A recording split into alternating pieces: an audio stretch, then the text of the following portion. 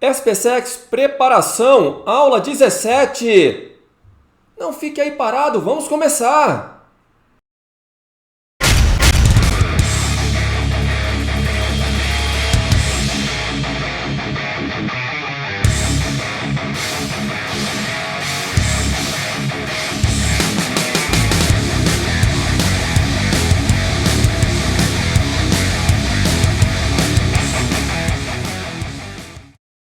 Para essa aula, nós vamos fazer uma revisão bem rápida a respeito de trabalho, rever os conceitos de trabalho, trabalho do peso, trabalho da força elástica, vamos estudar também o conceito de potência e rendimento. E vamos terminar essa aula com a resolução de 2 exercícios do nosso material. Então, sem mais delongas, vamos começar! Então, vamos lá, vamos para o conceito de trabalho.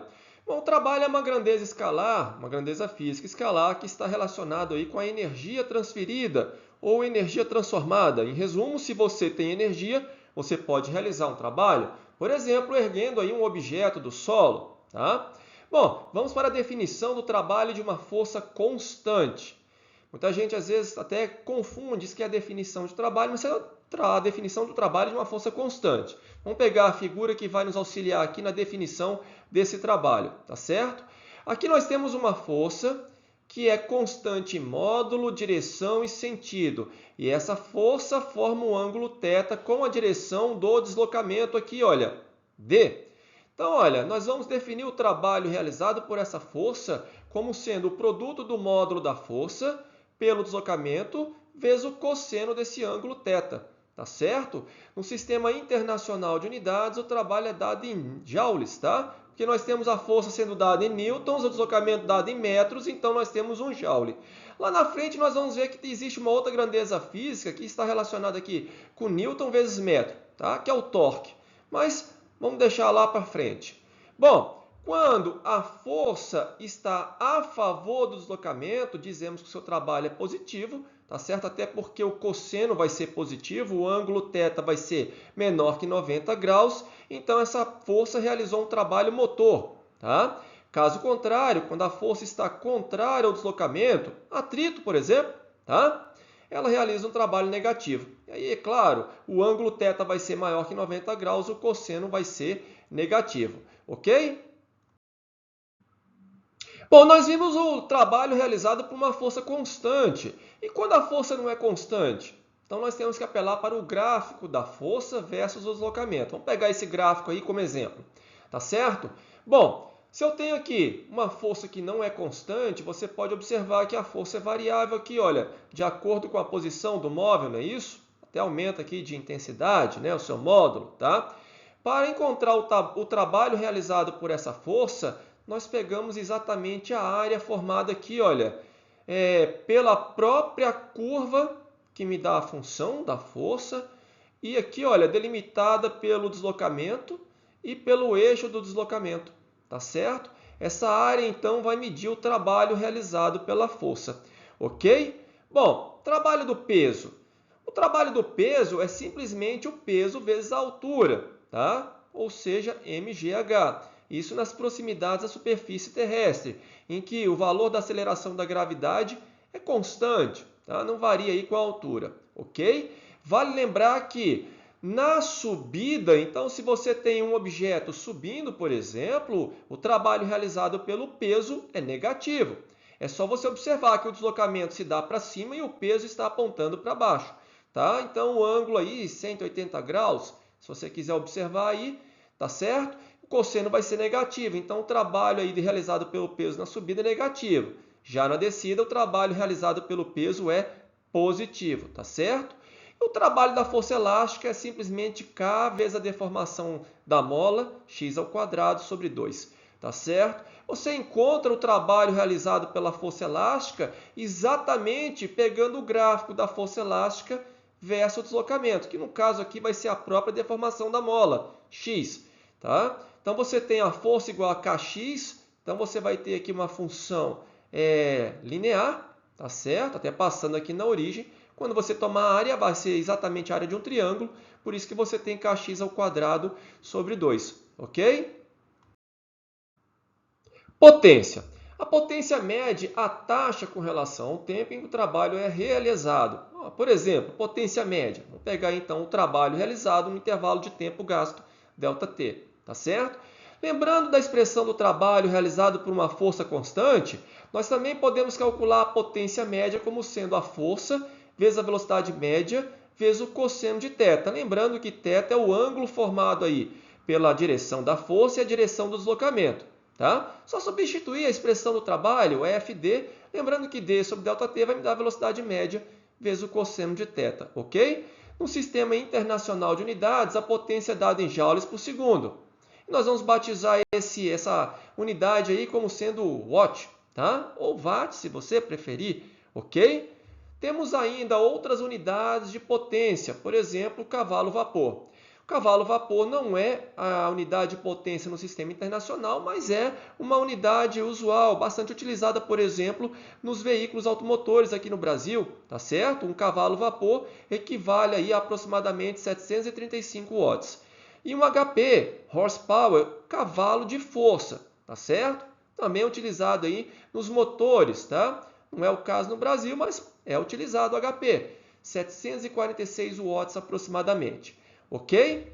Bom, a exemplo da potência média, em que utilizamos ali força vezes a velocidade média vezes o cosseno de θ, podemos encontrar a potência instantânea utilizando a velocidade instantânea, tá certo? Então, força vezes velocidade instantânea vezes o cosseno de θ. Tá? Agora, se eu tenho uma potência variável, também posso apelar para o gráfico. Vamos pegar esse gráfico aí, então, como exemplo, tá certo? Nós temos aqui, olha só, uma potência variável, tá certo? E essa curva, juntamente com esse instante T1, esse instante T2, que me dá um intervalo de tempo ΔT, vão delimitar aqui uma área e essa área vai ser exatamente a medida do trabalho realizado nesse intervalo de tempo. Tá certo? Então, aqui utilizando o conceito de gráfico também para a potência. E o rendimento? O rendimento aqui, olha, ele é adimensional, é simplesmente a comparação entre a potência útil sobre a potência total aí recebida por um dispositivo, por exemplo. Tá? Veremos alguns exemplos posteriormente, ok? Então vamos lá, vamos para os exercícios aí do nosso material, página 63, questão de número 7. Então espero que você tenha lido o enunciado e entendido aí mais ou menos o que ele colocou nessa questão. Então vamos lá. Analisando os itens, ele afirma na letra A que o trabalho realizado pela força F ele é negativo. Muito pelo contrário, ele é positivo, uma vez que a força está a favor do deslocamento. Tá certo? Então errado esse item A. No item B, ele afirma que o trabalho realizado pelo peso é positivo.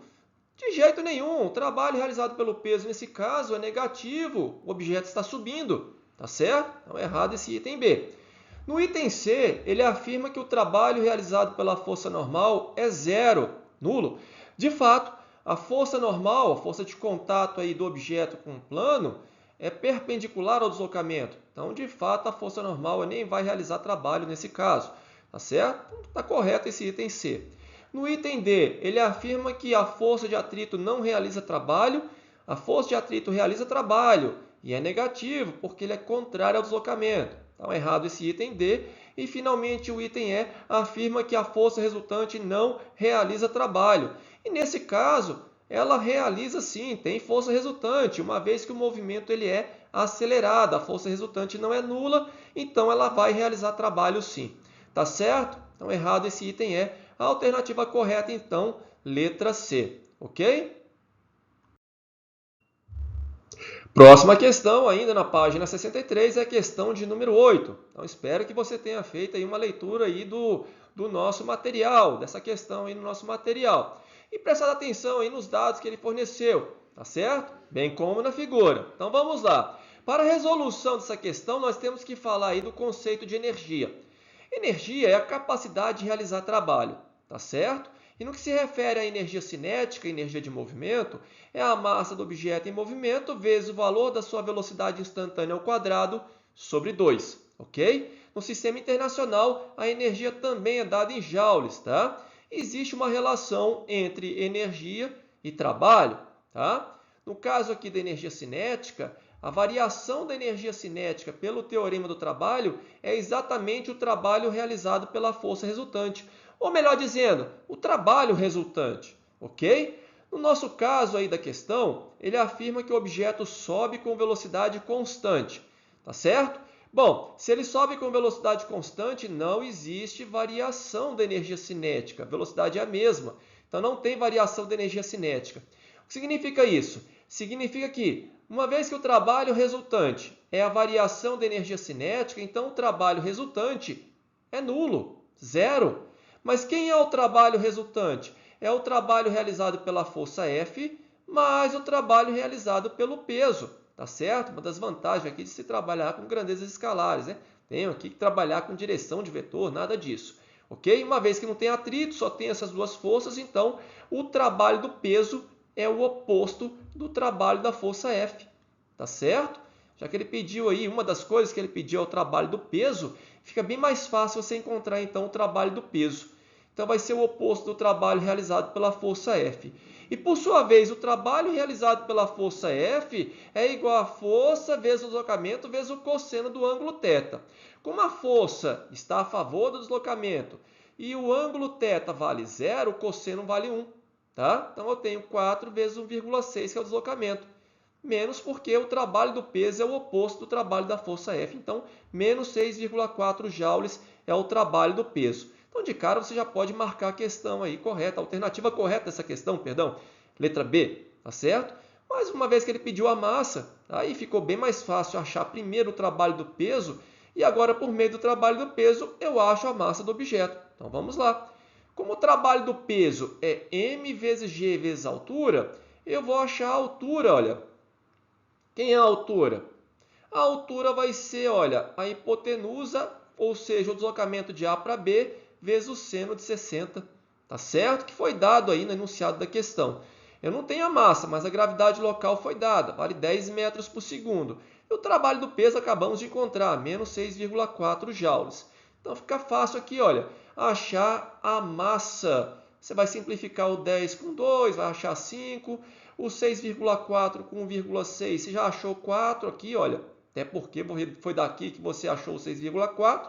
Então, você vai encontrar a massa igual a 4 dividido por 5 raiz de 3, racionalizando, então, 4 raiz de 3 sobre 15 quilogramas. Então, claro, como eu havia comentado antes, a alternativa correta dessa questão, letra B. Bem simples essa questão aí da SpaceX. Bom, terminamos aqui a aula 17. Nas próximas aulas, mais resolução de exercício e também aulas envolvendo os conceitos de energia, energia mecânica, energia potencial, tá certo? Gostou da aula? Então se inscreva no canal.